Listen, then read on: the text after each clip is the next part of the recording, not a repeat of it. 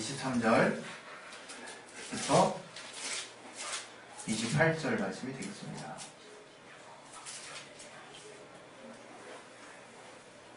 예, 우리 같이 찾으셨으면 다 같이 우리 읽겠습니다. 시작. 누구든지 나를 위하여 실족하지 아니하는 자는 복이 있도다 하시니라. 요한을 보낸 자가 떠난 후에 예수께서 우리에게 요한에 대하여 말씀하시되 너희가 무엇을 보려고 광야에 나갔더냐? 바람에 흔들리는 갈대냐? 그러면 너희가 무엇을 보려고 나갔더냐? 부드러운 옷 입은 사람이냐? 보라, 화려한 옷 입고 사치하게 지내는 자는 왕궁에 있느니라. 그러면 너희가 무엇을 보려고 나갔더냐? 선지자냐? 옳다. 내가 너희에게 이르노니 선지자보다 더 나은 자니라. 기록된 바, 보라, 내가 내 사자를 네 앞에 보내노니 그가 네 앞에서 내 길을 예비하리라 한 것이 이 사람에 대한 말씀이라. 내가 너희에게 말하노니 여자가 낳은 자 중에 요한보다 큰 이가 없도다. 그러나 하나님의 나라에서는 극히 작은 자라도 저보다 크리라 하시니. 오늘 말씀 통해서 하나님이 우리에게 무엇을 또 알게 하시는지를 우리가 또 잘 들을 수 있도록 들을 귀와 또 우리의 마음밭을 열어달라고 우리 시간에 잠깐 기도하겠습니다. 하나님 아버지, 우리의 심령을 붙들어 주셔서 우리에게 들을 귀를 허락하여 주시고 우리가 정말 하나님의 말씀을 또 정말 받을 수 있도록 우리의 심령을 열어 주시옵소서. 저에게 말씀에 또 하나님이 주시는 지혜와 또 지식과 능력 주시고 성령으로 충만하게 인도해 주시고 하나님이 들어주시는 그 인도하심을 따라 온전한 말씀을 선포할 수 있도록 하나님이 주시는 말씀을 선포할 수 있도록 도와주시옵소서. 예수 이름으로 기도했습니다. 아멘. 우리 하나님은 우리에게 삶의 의미를 주신 분이십니다. 아마도 제가 잘할 수 있는 것을 가지고 이렇게 대학교 3학년 때 하나님을 만나지 못하고 제가 바라는 바대로 살았다면 지금 제가 생각했을 때는 도무지 채워지지 않는 그 공허함 때문에 정말 너무나 괴로운, 그래서 그 괴로움을 어떻게든 돌파해 보려고, 극복해 보려고, 돈으로 해결해 보려고도 해보고, 또 어떤 쾌락을 쫓아보기도 해보고, 또 다른 어떤 만족이나 또 다른 목적을 세워서 살아보기도 해보고, 이렇게 막 이렇게 치열하게 살고 있지 않을까 하는 생각이 듭니다. 또 다른 제 삶의 이제 예상되는 방향은 삶을 이제 그만 내려놓지 않았을까, 그런 생각도 한편으로 또 들고요. 그러나 결국 제가 이 예수를 만나고 나서 내가 왜 살아야 하는가 하는 삶의 의미를 찾았다는 거예요.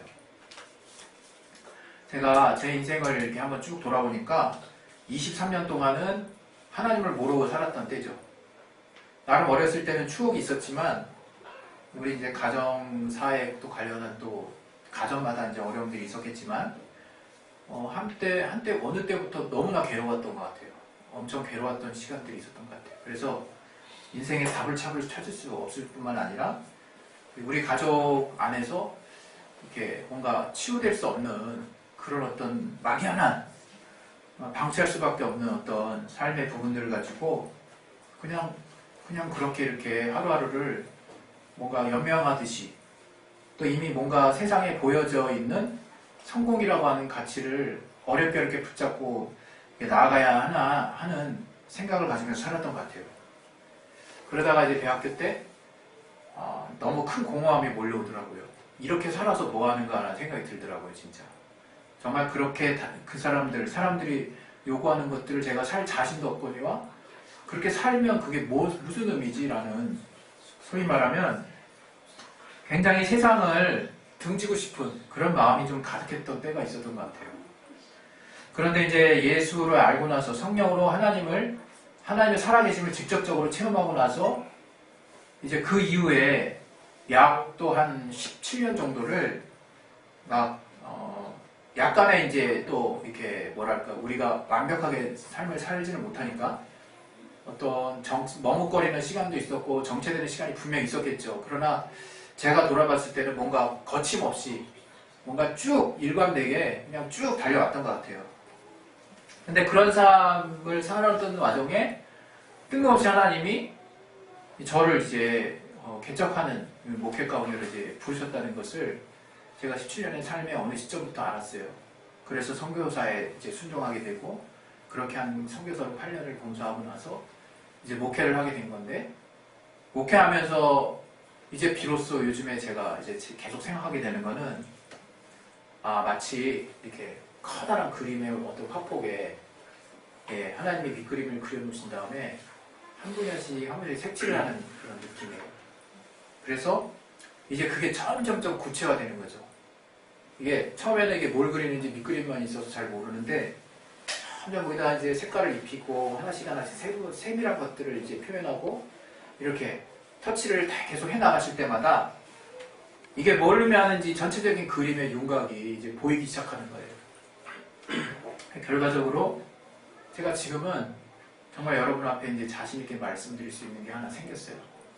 그게 뭐냐면, 정말 예수 안에서 세상이 뺏을 수 없는 진정한 평안과 기쁨과 자유라는 게 있구나 하는 거를 이제 정말 이렇게 제가 체험하면서도 누리면서도 이제 유일하게 전하고 싶은 그런 가치가 이제 되어 있더라고요. 최근에 여러 가지 이제 제 심상에는 또 이제 늘 있을 수 있는 그런 변화들과 또 도전들과 어려움들이 항상 있죠. 여러분들도 이제 직장 생활을 하시든 또 여러분의 또 가족관계 안에서 또 여러분이 다양하게 맺고 있는 여러분 그 바운더리 안에서의 관계 가운데 정말 쉬운 관계는 하나도 없는 것 같아요. 그런 관계들을 이제 가지면서 우리가 놓치지 말아야 할 것, 우리가 끝까지 지켜나가야 될 것들이 무엇인지를 사실은 우리가 잘 분별하지 못하면서 지낼 때가 많은 것 같아요. 또 우리의 인생의 또 상당 부분은 우리의 의지와 상관없이 끌려가는 삶을 또 살기도 해요. 끌려가는 삶. 그런데 이제야 비로소 이제 50원저리에 다가가서 하나님이 나에게 원하시는 삶을 이제 내가 주체적인 마음을 가지고 이제 살 수 있겠구나 이런 생각이 들더라고요. 정말 온전한 의미에서의 독립, 정말 주님 안에서의 독립이죠. 그러니까 우리가 주님과 동떨어져서 나 혼자 사는 독립이 아니라 정말 이제 그 어떤 사람과도 정말 이렇게 영향받지 아니하고 하나님이 우리에게 주시는 그 부름의 가치를 따라서 정말 온전히 그 생각만을 잘 내 안에 둘 수 있는 가운데 살 수 있는 그 자유, 그것을 이제 제가 생각해 보게 됩니다. 오늘 제가 여러분에게 좀 드리고 싶은 말씀은 하나님이 우리에게 주신 자유의지가 얼마나 귀한 것인지를 다시 한번 생각해 봤으면 하는 마음이 있는 거예요. 자유의지가 뭔지 모르는 사람 아무도 없거든요. 그러니까 우리는 자유의지와 관련한 신학적인 정리들을 많이 하고 있습니다. 그러나 정작 자유의지가 왜 우리에게 주어졌는지에 대해서 우리가 아는 것 같으면서도 정확하게 그것들을 내 안에 두고 있지 못해서 우리가 의지를 사용할 때조차 뭔가 하나님께 대한 오해와 또 크고 작은 여러 가지 불신을 가지고 다가갈 때가 종종 있는 것 같아요. 여러분, 우리가 의지를 사용한다는 것은 그건 아무에게나 주어진 것이 아닙니다. 다른 어떤 짐승이나 모든 존재들이 먹고 싶은 그건 그야말로 생존 본능, 살아야 하기 때문에 의지를 쓰는 것과는 전혀 달라요. 우리는 먹고 싶기 때문에 뭔가 의지를 쓰는 그 분야 외에 우리가 인간으로서의 존재 가치를 느낄 수 없으면 살 수 없는 그런 우리 인간만이 쓸 수 있는 의지라는 것들이 있죠. 특별히 근데 그 의지 중에 하나님이 우리에게 부여해 주신 그런 의지가 있어요. 저는 그거를 특별히 자유의지라고 말씀드리고 싶은 거예요. 우리의 그냥 자유의지라는 게 이게 신학적인 용어로도 정리가 되어 있지만 특별히 그 자유의지를 어떤 의지로 얘기하고 싶은가 하면 바로 우리가 정말 하나님 앞에서, 특별히 또 하나님 앞에서 내가 자원함과 기쁨으로 무언가를 할 수 있는 의지, 저는 그것을 자유의지라고 말씀드리고 싶은 거예요. 물론 이게 분명히 어떤 신학적인, 어떤 객관적인 어떤 용어 설명으로는 범주에서 살짝 이탈하거나 조금 포괄하는 의미로 지금 말씀드려질 수 있어요. 그러나 제가 왜 이렇게 이야기하냐면 하나님이 우리 인간에게 주신 자유의지를 생각하면 생각할수록 너무나 감사하다 이거예요. 생각하면 할수록. 여러분, 우리는 이런 정도를 우리는 배웠고 알고 있을 거예요. 우리에게 자유의지가 없다는 것은 하나님이 우리를 그냥 무작정 그분의 뜻하신 대로 그냥 시키는 것만을 의미한다는 거 여러분이 잘 알고 계실 거예요.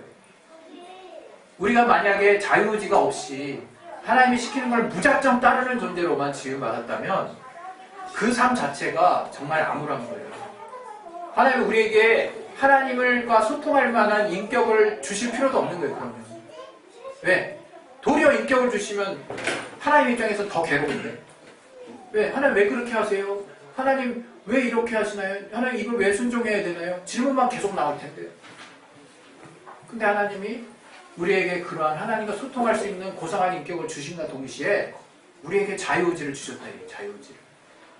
그래서 우리는 그 자유의지를 가지고 하나님 앞에 무한히 질문할 수 있고 하나님 앞에 또 최고의 선물을 드릴 수 있는 우리가 하나님께 어떤 은혜를 받았는지를 깨달은 분량만큼 나를 온전하게 하나님께 내바칠 수 있는 엄청난 특권을 부여받은 거예요.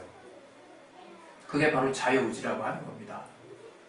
오늘 제가 왜 특별히 이 자유의지를 이야기했냐면 오늘 하나님이 우리에게 말씀해 주신 이 본문을 보면 너희가 나로 인해서 실족치 아니하는 자는 복이 있도다 이렇게 시작하거든요. 이 부분은 분명히 앞부분에 있는 내용의 말미 부분이에요. 그리고 이제 그 침례 요한을 따르는 제자들이 물러갔을 때 자신에게 속한 제자들에게 이어서 하는 얘기를 이어서 제가 여러분과 함께 나눴죠.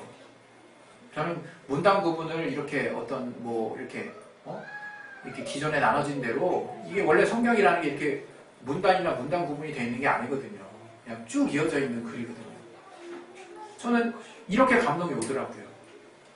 신앙적으로 이제 침례 요한의 제자들을 보내고 나서 제자들을 모아놓고 야 너희들 나로 인해서 실족지 않은 자는 복이 있도다고 저들한테 얘기하고 나서 이제 제자들에게 다른 이야기를 하는 것인데 그 전의 얘기와 이 다음에 제자들을 부르려고 하는 얘기가 상당히 밀접해 있다는 것을 제가 이렇게 자꾸 이렇게 감동함으로 이렇게 받아들여지는 거죠. 그래서 23절부터 우리가 같이 읽은 거예요. 23절은 나를 인하여 실족하지 않은 자는 복이 있도다.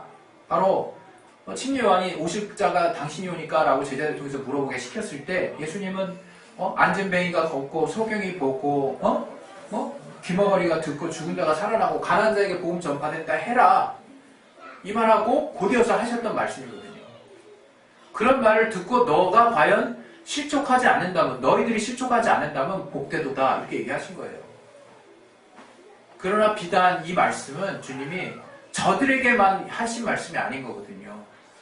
곧이어서 주님은 제자들을 향해서 제자들이 하나님을 찾고 하나님을 따른다 하면서 정작 하나님에게서 나올 수 있는 것, 정작 하나님이 주시고 싶은 것, 정작 하나님의 뜻 안에는 관심이 없고 엉뚱한 걸 쫓아가는 모습들을 보면서 저들이 과연 나를 쫓아오고 나를 통해서 얻을 수 있는 것, 또 내가 저들에게 줄 수 있는 가장 최고의 가치가 무엇인지 제대로 알고 있지 못하구나 하는 것들을 주님은 지적을 하고 싶으셨던 것 같아요.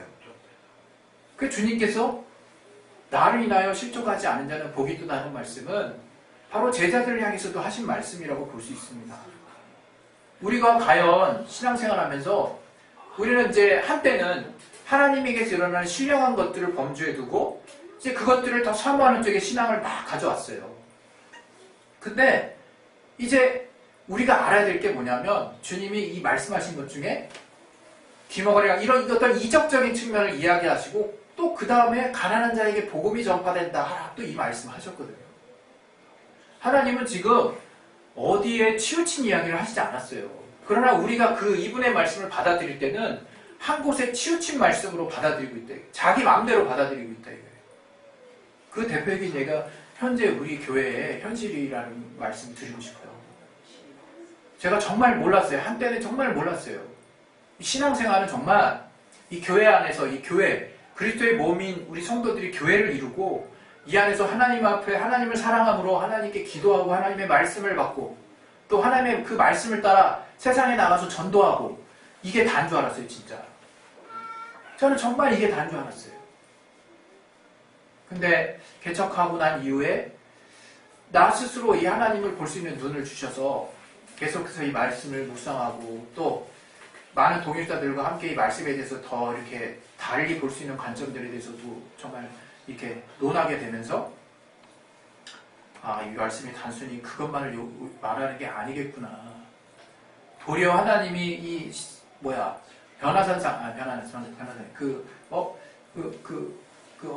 그게 무슨 산이었나요?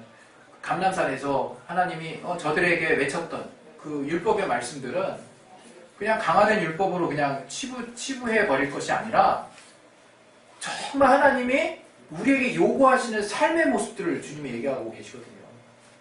우리는 그걸 어떤 것으로 이렇게 딱 치환을 시켜버렸냐면, 그래, 이 모든 것들 하나님 원하시지만 우린 연약하잖아. 그래서 우리는 믿음이 필요한 거야. 그래서 매 순간 믿음으로 나아가면 돼 라고 정리를 해버렸다는 거예요. 그러나 그것이 아니었다는 거죠. 주님이 궁극적으로 승천하시기 전에 우리에게 부탁하신 것도 땅끝까지 이르러 내 증인 삼으라는 거예요. 내가 너에게 분부한 모든 것을 가르쳐 지키게 하라는 거예요. 가르치고 지키게 하라는 거예요. 뭐를? 주님이 말씀하신 것을. 주님이 말씀하신 것은 산상수훈이 율법이니까 복음과는 별개다 이렇게 구분하고 말고 할 것도 없이 하나님이 하신, 예수를 통해서 하나님이 하신 그 말씀을 우리가 지켜야 될 의무를 가지고 가르쳐 지키게 하라는 말씀을 하신 거거든요. 물론 거기를 크게 관통하는 가장 중요한 핵심이 바로 예수 보혈의 공로예요. 우리가 그 공로 없이는 이러한 주님의 삶을 살아갈 수가 없습니다. 그러나 한 가지 더 중요한 것이 또 있어요. 그것은 이제 그 주님의 공로를 힘입어서 또 하나님이 우리에게 혼자서는 할 수 없는 일들을 성령의 도우심과 역사하심과 인도하심을 통해서 할 수 있도록 독려하시고 역사하는 하나님의 그 능력을 우리가 어떻게 사용하느냐, 어떻게 사용할 것이냐가 이 중요한 문제가 되는 거예요. 이제는 어떻게 사용할 것이냐가. 과거에는 우리가 그렇게 하나님께 충실하게 나아가는 걸 통해서 나 좀 도와달라고 하는 마치 그런 어떤 코드로 우리가 하나님 앞에 신앙을 했어요. 근데 그거는 제가 지금 단언해서 말씀을 드립니다. 그게 바로 기복신앙이에요. 바로 그런 것을 기복신앙이라고 얘기를 하는 거예요. 근데 우리는 차마 그렇게 얘기를 못했죠. 왜? 우리가 나름대로 열심히 하는 성도들, 또 나름대로 하나님께 이렇게 뭔가 거리낌 없이 또 잘 나가는 사람들에게 그 말해주면 마치 그러면 우리는 하나님께 그냥 헌신만 하는 거냐, 이거를 물어볼까봐 대답을 제대로 못했었던 부분도 있었던 것 같아요. 그런데 교회가 목회적인 차원에서, 교회가 뭔가 목적을 이루기 위해서 또 성도들을 착취했던 부분도 분명히 있었던 거예요. 여러분, 우리가 하나님의 요구하시는 그 말씀대로 산다고 해서 억압받거나 답답하거나 힘들어지지 않습니다. 그러나 거기에 사람의 생각이 개입되고 교회의 논리가 개입되고 교회 성장이라는 어떤 개념들이 도입되고 또 교회도 성장하니까 물질이 필요하다는 그런 물질적 개념이 들어오게 되고 하나님의 순수한 말씀에 다른 것들이 개입이 되기 시작하니까 어느덧 하나님의 말씀은 부담스러운 것이 돼버린 거예요. 여러분, 우리가 순수한 심령으로 하나님 말씀 받으려고 해보세요. 못 받을 게 없어요. 그러나 거기가 신기하게 거기에다가 교회가 개입되면 어려운 개념이 돼버려요. 도대체 그게 뭐 때문일까? 여러분, 정말 우리가 뭘 찾는지를 알아야 되는 거예요. 우리가 찾는 하나님은 도대체 어떤 분이신가를 알아야 돼요. 하나님은 교회 안에만 계신 분이 아닙니다. 하나님은 온 세상에 충만하신 분이세요. 그것은 비단 이 땅에 세워진 교회가 아무런 의미도 없다는 걸 말하는 것이 아니에요. 우리가 교회 안에서 교회의 지체로, 주님의 몸된 지체로, 주님의 몸이라고 하는 그 거룩함에 참여한 영광스러운 직분을 가진 자로서, 하나님과 함께 된 자로서, 하나님의 자녀로서 세상에 해야 할 일이 있다는 거예요. 근데 우리는 신앙생활이 교회 안에서의 기도와 말씀과 헌신과 봉사와 또 교회에 바쳐지는 물질과 교회가 풍성해짐으로 성도의 충만한 교제와 교육과 공과와 모든 것들이 신앙생활을 완전하게 되찾을 수 있다라고 엄청나게 외했을 뿐만 아니라 그러한 주일의 영적 생활이 충만하게 되는 분량이 주중의 나머지의 삶을 좌우한다라고 착각하고 있었다 이거예요. 그렇지 않습니다, 여러분. 주일이나 주중 하루나 똑같아요. 주님 보실 때는. 우리가 다만 주일은 그리스도의 몸이 정말 주님께 감사해서 정말 전통을 따라 함께 모여서 떡을 떼는 거예요. 우리가 그렇게 하나 됐다는 것을 기념하고 감사하기 위해서. 그러나 주일날 모든 걸 풀어낼 수 있는 열쇠가 있는 것이냐, 그래서 교회에 모이지 않으면 도무지 아무것도 안 되는 것인 것처럼 교회는 어느 순간 하나님의 말씀을 전 바꿔놨다고 생각합니다. 교회가 그리스도의 몸이여 너무나 중요한 지체를 형성하는 우리가 하나님의 몸으로서 너무나 귀한 존재들인 것은 맞지만, 이제 교회가 또 자기 스스로의 성장과 자기 스스로의 몸집 불리기의 어떤 특별한 목적을 가지고 성도들을 착취한 부분이 분명히 있다는 거예요. 여러분, 우리는 분별해야 됩니다. 교회가 그럴 자격이 없는 거예요. 우리가 하나님 앞에서 받은, 우리 각자가 하나님께 얻은 신앙은 그 카톨릭의 교황권과 그 정말 교회, 그 카톨릭 교회 안에서의 그 성찬과 제의식을 행하지 않으면 구원이 없다라고 하는 저들의 강력한 말도 안 되는 그 선포로부터 벗어나려고 했던, 그래서 저들이 국가와 연계해가지고 정말 강력한 그 힘으로 각각의 개인을 착취하고 억압했던 그 과거의 구습으로부터 정말 담대하게 탈피하려고 노력했던 루터로부터의 개혁이 지금 우리에게 분명한 울림이 되어야 된다 이거예요. 교회가 똑같은 짓을 다른 형태를, 다른 가면을 쓰고 해서는 안 돼요. 교회는 결코 교회가 그렇게 부유할 필요는 없습니다, 여러분. 하나님이 우리에게 주시는 분량만큼 우리가 과연 살 수 있느냐가 중요한 거예요. 여기서 문제가 나오는 거예요. 너희가 무엇을 보려고 광야로 나왔더냐라고 주님 우리에게 질문하신다 이거예요. 바람에 흔들리는 갈대냐? 바람에 흔들리는 갈대, 그 유대 땅에는 아주 흔한 거였어요. 흔한 거. 워낙 그 척박한 곳들이 많아서 갈대는 아주 이곳저곳에서 볼 수 있는 그것이었어요. 굳이 그런 거를 정말 사람이 살기도 어려운 광야까지 나가서 보려고 했니 니들이? 또 그 갈대는 이리저리 흔들리는 특징이 있죠. 그 당시 배도자가 많았어요. 그 당시 예수를 믿는다 하지만 다른 마음으로 정말 함께하는 자들이 있었다 이거예요. 여러분, 우리가 그런 어떤 마음으로 지금 하나님을 쫓아가는 거 아니지 않습니까? 또 사치스러운 어떤 화려한 옷을 입은 자를 찾으려고 광야로 나가는 것도 아니라 이거예요. 우리가 그야말로 우리가 세상의 정욕적인 목적을 가지고 주님을 만나려고 한 사람들이 아니에요. 우리가 아무리 지금의 삶에 늘 세상의 어떤 한계 때문에 쓰러지고 자빠지고 답답한 한이 있어도 우리가 하나님이 우리를 부르신 부르심에 그 세상의 어떤 정욕적인 부분을 채우기 위해서 우리가 하나님을 만난 게 아니라 이거예요. 하나님이 우리에게 정말 우리를 부르셨을 때는 정말 거룩한 자를 부르신 거예요. 그럼 우리가 뭘 쫓아서 지금 하나님을 만나려고 하고 있냐? 우리가 찾는 하나님이 도대체 누굽니까? 과연 우리가 찾고 있는 하나님이 어떤 분이냐 이거예요. 그때 예수께서 침례 요한이 사람이 나온 자 중에 가장 뛰어난 자라고 했어요. 너희가 정말 이로나 저로나 흔들리는 그런 사람들을 찾으려고 했으면, 너희가 흔히 볼 수 있는 그런 무가치한 삶을 쫓아서 또 나를 향해 달려온다고 하면서 그런 삶을 쫓아서 살고 있다면, 또 너희가 세상의 정욕을 따라 여전히 살고 있다면, 어떤 사람도 이런 얘기 들었어요. 천국에 대한 믿음이 확실하죠. 그러나 이 땅이 너무 괴로워서 천국 간다는 거예요. 또 어떤 사람은 이 땅에서 누려보지 못한 걸 천국에서 이제 완전하게 누릴 수 있으니까 천국 간다는 거예요. 진짜 말도 안 되는 두 케이스예요. 이 땅에서 괴로운데 어떻게 천국에서도 안 괴롭길 바라십니까? 천국이 분명히 그런 사람에게 있어서 천국이 어떤 모습일지 저는 상상이 안 가요. 과연 이런 사람에게 허락될 수 있는 것이 천국인가? 저의 믿음이면 됐지 뭘 그런 얘기를 하세요. 이상한 소리 하시네요? 이런 말을 할지 모르겠어요. 저한테.